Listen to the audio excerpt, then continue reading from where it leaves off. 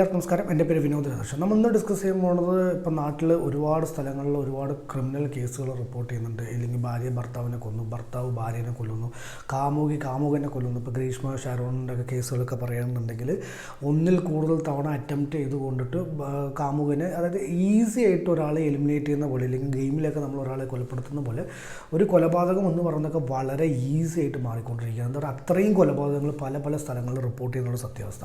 അപ്പോൾ ഇന്ന് ഇവിടെ നമ്മൾ ഡിസ്കസ് ചെയ്യാൻ പോകുന്നത് ഹൈദരാബാദിലൊരു കേസ് ഇന്നിപ്പോൾ ഭയങ്കര ചർച്ചയായിക്കൊണ്ട് നടന്നുകൊണ്ടിരിക്കുകയാണ്. കഴിഞ്ഞ പൊങ്കലിന്, അതായത് ഈ മാസം നമ്മൾ ജനുവരി 10, 15 തീയതി അല്ലെങ്കിൽ 14 സംക്രാന്തി എന്നുകൊണ്ട് ഹൈദരാബാദ് ആഘോഷിക്കുന്ന സമയം, നമ്മൾ തമിഴ്നാട്ടിൽ പൊങ്കൽ ആഘോഷിക്കും, നമ്മൾ കേരളത്തിൽ മകരവിളക്ക് ആഘോഷിക്കും, അവിടെ മകര സംക്രാന്തി എന്നുകൊണ്ട് ആഘോഷിക്കുന്ന ഒരു ദിവസം ഭർത്താവ്, അതായത് 15 കൊല്ലം കല്യാണം ആയി 2 കുട്ടികളുമായിട്ട് ജീവിക്കുന്ന ഒരു ഭാര്യയും ഭർത്താവ് വഴക്കുണ്ടായതിനെ തുടർന്ന് ഭാര്യനെ തലയ്ക്കടിച്ച് കൊന്ന് ആ ഭാര്യേൻ്റെ മൃതശരീരം ബാത്റൂമിൽ കൊണ്ടുപോയി കഷ്ണങ്ങളാക്കി, പിന്നെ അമ്മിക്കല്ലിൽ അരച്ച് മിക്സിയിലിട്ട് അരച്ചതിന് ശേഷം കുക്കറിൽ വേവിച്ച് തൊട്ടടുത്തുള്ള പുഴയിൽ ലേക്കിൽ കൊണ്ടുപോയിട്ട് മീനിന് തീറ്റയായിട്ട് കൊടുക്കുന്ന ഒരു സംഭവം ഇപ്പോൾ ഹൈദരാബാദ് റിപ്പോർട്ട് ചെയ്തിട്ടുള്ള സത്യാവസ്ഥ. അത് അത്രയും ക്രൂരമായിട്ട്, അതായത് കൊലപാതകങ്ങൾ പല രീതിക്ക് നടക്കാറുണ്ട്. ചിലപ്പോൾ നമ്മളൊരു ഹീറ്റ് ഓഫ് ദ മൊമെൻറ്റിൽ അല്ലെങ്കിൽ ഒരു ഭയങ്കര ഫ്രസ്ട്രേഷൻ, ആംഗ്രി മൈൻഡിലേക്ക് ഇരിക്കുന്ന സമയത്ത് അബദ്ധം കൊണ്ട് സംഭവിക്കുന്ന ഒരുപാട് മരണങ്ങളുണ്ട്. പക്ഷേ ഇത് പ്ലാനഡ് ആയിട്ടുള്ളൊരു മർഡർ എന്ന് വേണമെങ്കിൽ പറയാം. അതായത് ആ ദിവസം ചൂസ് ചെയ്ത് 2 മക്കളെയും അവരുടെ അമ്മ വീട്ടിലേക്ക് അയച്ചു വിട്ട് അതിനുശേഷം ഭാര്യ മാത്രം തനിയുള്ള സമയത്ത്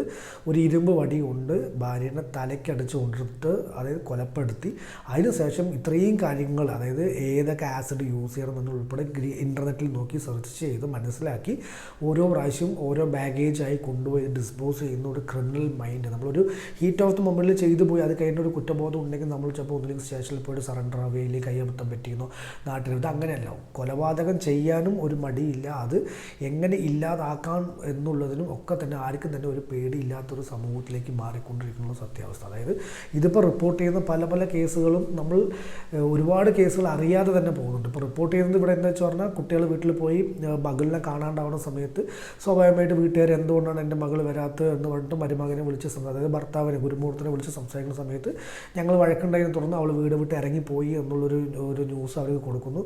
അവർക്ക് അതിൽ ഓക്കെ, ഇറങ്ങിപ്പോയിട്ട് എവിടെ പോയി, എങ്ങോട്ട് പോയി, ഫോൺ വിളിച്ചിട്ട് കിട്ടുന്നില്ല, ആരും കണ്ടവരില്ല എന്ന് പറഞ്ഞ സമയത്ത് ഹൈദരാബാദ് പോലീസ് സ്റ്റേഷനിൽ പോയിട്ട് അമ്മയും അച്ഛനും ഈ ഭർത്താവും, അതായത് കൊലപ്പെടുത്തിട്ടുള്ള ഭർത്താവും കൂടി ചേർന്ന് പോയിട്ട് ഹൈദരാബാദ് പോലീസ് സ്റ്റേഷനിൽ പോയിട്ട് കംപ്ലയിൻറ്റ് കൊടുക്കുമ്പോൾ സ്വാഭാവികമായിട്ട് അവർ എൻക്വയറി നടത്തുമല്ലോ. എങ്ങനെയാണ്, എത്ര മണിക്ക് വഴക്കുണ്ടായി, എത്ര മണിക്ക് നിങ്ങൾ പുറത്ത് പോയി, ഭാര്യ എപ്പോഴാണ് പുറത്ത് പോയി, എങ്ങോട്ടാ പോയി, ഏത് ഡ്രസ്സ് ഇട്ടു എന്നുൾപ്പെടെയുള്ള കുറേ ക്വസ്റ്റ്യൻസൊക്കെ ഭർത്താവിന് ചോദിച്ചു. ഭർത്താവിന് ആദ്യം ഡൗട്ടോ കാര്യങ്ങളൊന്നും വന്നിട്ടില്ല. കാരണം ഭർത്താവ് പോയി കംപ്ലയിൻറ്റ് കൊടുക്കുന്നു എന്നുള്ളത് കൊണ്ട് തന്നെ പോലീസിന് ആദ്യത്തെ ഒരു എൻക്വയറിയിൽ ഒരു ഡൗട്ടൊന്നുണ്ട്. പക്ഷേ അത് കഴിഞ്ഞിട്ട് ഫ്ലാറ്റ്, ഇപ്പോൾ എല്ലാ അപ്പാർട്ട്മെൻറ്റും ഫ്ലാറ്റിലൊക്കെ ഗേറ്റ് സെക്യൂരിറ്റിയിലൊക്കെ CCTV കാര്യങ്ങളുണ്ടാവും. റെസിഡൻസിലല്ലെങ്കിലും പുറത്ത് റോഡിലൊക്കെ CCTV ഉള്ളതുകൊണ്ട് എത്ര മണിക്ക് ഇവിടെ നിന്ന് ഇറങ്ങി, അപ്പാർട്ട്മെൻറ്റിൽ നിന്ന് ഏത് ഭാഗത്തിലേക്കാണ് പോയി എന്നുള്ളതൊക്കെ മനസ്സിലാക്കാൻ വേണ്ടി അവിടുന്ന് CCTV നോക്കുന്ന സമയത്ത് ഇവർ പറയുന്ന സമയത്ത് ഇതേപോലെയുള്ള ആ വൈഫ് പുറത്ത് പോയതായിട്ടേ കാണിക്കുന്നില്ല. പക്ഷേ ഗുരുമൂർത്തി എന്ന് പറയുന്നത്, അതായത് ഭർത്താവ് ഒന്നിലധികം തവണ, അതായത് നോർമലി ഒരാൾ വീട്ടിൽ നിന്ന് പുറത്ത് പോകുന്നതിനെ കാട്ടി ഫ്രീക്വൻസി കൂടിക്കൊണ്ട്, അതായത് ഒരു ദിവസം 4-5 തവണയൊക്കെ പുറത്ത് പോയിട്ട് വരും.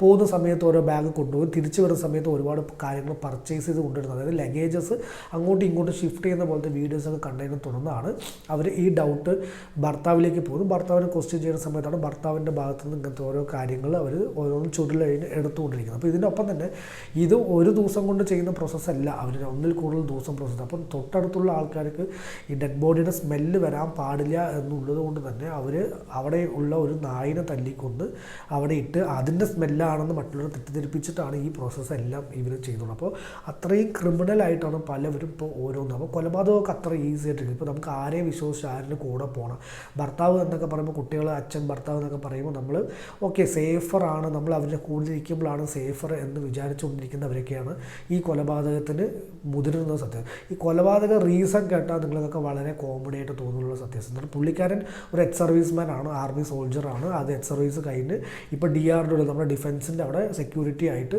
ജോബ് ചെയ്യുന്ന ഒരു വെൽ സെറ്റിൽഡ് ആയിട്ടുള്ള പ്രൊഫൈലുള്ള ആളാണ്. അപ്പോൾ ഭാര്യയ്ക്ക് ഈ കല്യാണ ശേഷം, അതായത് കുട്ടികളൊക്കെ ആയതിനു ശേഷം ഒരു എക്സ്ട്രാ മാരേജൽ അഫെയർ, അതായത് ഒരു വേറൊരാളുമായിട്ട് അടുപ്പമുണ്ട് എന്നുള്ളൊരു ഡൗട്ടിനെ തുടർന്നാണ്. അതായത് കൺഫേം ചെയ്തിട്ടില്ല, അങ്ങനെ ഒരാളെ കണ്ടുപിടിച്ചിട്ടില്ല, അങ്ങനെ ഒരാളുണ്ടോ എന്നറിയില്ല, ഒന്നും തന്നെ അറിയില്ല. പക്ഷെ പുള്ളിക്കാരൻ അതിൻ്റെ സംശയത്തെ തുടർന്ന് ഒരുപാട് തവണ ഇതുമായിട്ട് വഴക്ക് നടന്നുകൊണ്ടിരിക്കുമ്പോൾ അതിൻ്റെ വഴക്കിൻ്റെ ഹൈ ഹീറ്റ് ഓഫ് ദ മൊമെൻറ്റിലാണ് ഇങ്ങനൊരു കൊലപാതകം നടക്കുന്നത് സത്യാവസ്ഥ. അപ്പോൾ ഒരു തെറ്റാണോ ശരിയാണോ, അവരുടെ ഭാഗത്ത് തെറ്റുണ്ടോ, ഇനി അവർ തെറ്റ് ചെയ്തോ എന്നുള്ളത് പോലും അറിയുന്നതിന് മുമ്പ് തന്നെ ഇങ്ങനൊരു കൊലപാതകം ചെയ്യാൻ ശ്രമിക്കുക എന്ന് പറയുമ്പോൾ മനുഷ്യനപ്പോൾ ഒരു മൃഗങ്ങൾക്ക് നമ്മൾ ഈ കോഴി ആടിന് കൊടുക്കുന്ന ഒരു വില പോലും മനുഷ്യ ശരീരത്തിലുള്ള മനുഷ്യ ജീവനിൽ കൊടുക്കണമെന്ന് മനസ്സിലാക്കും. അപ്പോൾ നമുക്ക് ഇപ്പോൾ ഈ സൊസൈറ്റിയിൽ ആരെ വിശ്വസിച്ച് കൂടിയിരിക്കണം, എങ്ങനെ ഇപ്പോൾ ഗ്രീഷ്മ കേസിലൊക്കെ പറയുന്നുണ്ടെങ്കിൽ കാമുകനെ ഒന്നിൽ കൂടുതൽ തവണ കൊല്ലാൻ ശ്രമിച്ചു എന്ന് വേണമെങ്കിൽ പറയില്ല. അവസാനത്തെ അറ്റംപ്റ്റിലാണ്, മൂന്നാമത്തെ അറ്റംപ്റ്റിലാണ് ഒരു കൊലപാതകം. അപ്പോൾ നമ്മൾ അതും ജീവന തുല്യം സ്നേഹിക്കുന്ന കാമുകി അവർ രജിസ്റ്റർ മാരേജ് ചെയ്തിട്ടുള്ള കേസ്. ഇതേപോലെ പലവിടെയും പല കേസുകൾ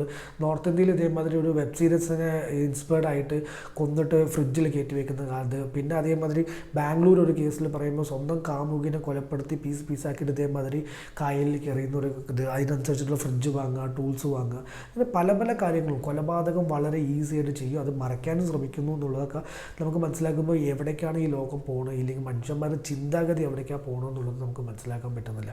ഇവരെ കിട്ടുന്ന ശിക്ഷകൾ വളരെ കുറവായത് കൊണ്ടാണോ, ഇല്ലെങ്കിൽ ഈ ശിക്ഷയൊന്നും ഇവർക്ക് പേടിയില്ലാത്തത് കൊണ്ടാണോ, ഇപ്പോൾ തന്നെ ജയിലിൽ പോയി പറഞ്ഞാൽ അവർ ലൈഫ് ടൈം സെറ്റിൽഡ് ആണ്. എന്താ പറഞ്ഞാൽ ജയിലിലുള്ള ഭക്ഷണ രീതികൾ എന്താണെന്നുള്ളതൊക്കെ നമ്മൾ ഈ റീസെൻ്റ്ലി ഒരു ഫുഡ് ബ്ലോഗർ ഉള്ളിൽ പോയ സമയത്ത് തിരിച്ചു വരുമ്പോൾ അവിടുത്തെ ലിസ്റ്റും കാര്യങ്ങളൊക്കെ പറഞ്ഞ സമയത്ത് ഇവിടെ നമ്മൾ രാപകൽ അധ്വാനിച്ചുണ്ടാക്കിയ പോലും ആ ഒരു ഗ്രാൻഡായിട്ടുള്ള ഫുഡ് നമുക്ക് കഴിക്കാൻ കിട്ടില്ല എന്നുള്ള സത്യാവസ്ഥ. അവിടെ അത്രയും ഗ്രാൻഡായിട്ട് മട്ടൺ, ബീഫ്, പിന്നെ കോഴി, മീൻ എല്ലാം കൊടുക്കുന്നു, പലഹാരങ്ങൾ കൊടുക്കുന്നു, അങ്ങനെ എല്ലാ സുഖ സൗകര്യത്തോടെ കൊടുക്കുന്നു. അവിടെ തന്നെ ജോലി ചെയ്യാൻ അതിൻ്റെ വരുമാനം അവർക്ക് കൊടുക്കുന്നു, മെഡിസിൻ, മെഡിക്കൽ എല്ലാ കാര്യങ്ങളും ഫ്രീയും കാര്യങ്ങളും വരുമ്പോൾ അവർക്ക് ഒരു ബുദ്ധിമുട്ടില്ല. ഇവിടെ എന്തെങ്കിലും കൊലപാതകം ചെയ്തിട്ട് അവിടെ പോയി ഇരിക്കുകയാണെങ്കിൽ റിട്ടയർമെൻറ്റ് ലൈഫ് പോലെ അവിടെ ഇരിക്കുന്ന രീതിക്കാണ് ഇപ്പോഴത്തെ ഓരോ ജയിലും മാറിക്കൊണ്ടിരിക്കുന്നത്. അപ്പോൾ ശിക്ഷയിലുള്ള പേടിയാണോ, ഇനിയിപ്പോൾ തൂക്കുകയർ പോലുള്ള ശിക്ഷകൾ കൊടുക്കാത്തതുകൊണ്ട്, ഇല്ലെങ്കിൽ ശിക്ഷയിൽ വരുന്ന ഈ ഡിലേ ആണോ എന്നുള്ളതൊക്കെ നമുക്ക് മനസ്സിലാക്കാൻ പറ്റില്ല. അപ്പോൾ ആർക്കും തന്നെ ഒരു പേടിയില്ലാത്ത ഒരു സൊസൈറ്റിയിലാണ് നമ്മൾ പോയിക്കൊണ്ടിരിക്കുന്നത്.